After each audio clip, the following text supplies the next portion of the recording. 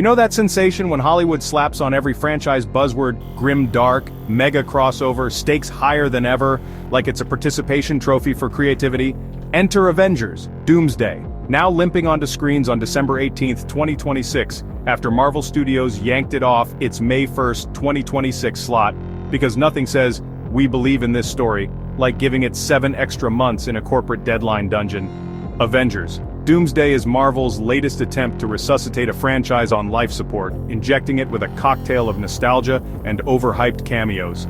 It's less of a cinematic event and more of a corporate strategy meeting disguised as entertainment. The film assembles every character imaginable, not out of narrative necessity, but to distract from the glaring absence of originality. And if you thought that was the end of the corporate gymnastics, brace yourself. Secret Wars slid to December 17, 2027, and Spider-Man 4, Spider-Man Brand New Day, got ghost-peppered onto July 31, 2026, to balance the calendar. As if shoving product around like Tetris blocks will fix a rotten script, Robert Downey Jr. returns, not as the beloved Tony Stark, but as Dr. Doom, a casting choice that screams desperation. It's as if Marvel believes that swapping the hero's suit for a villain's cloak will mask the creative bankruptcy at play. The multiverse concept, once a promising narrative device, has devolved into a convenient excuse for incoherent storytelling and fan service.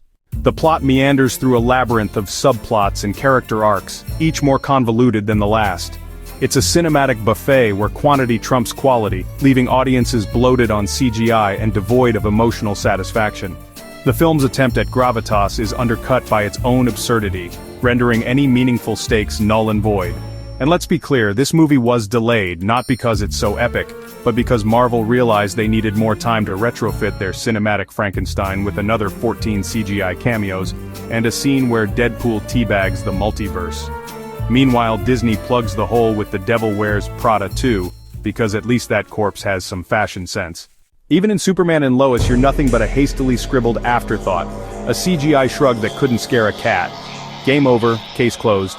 You're the skeletal remains of a franchise nobody wanted to resurrect. Avengers. Doomsday isn't a bold new chapter in the Marvel saga, it's a bloated epilogue that confuses excess for excellence, leaving behind a legacy as hollow as its multiverse.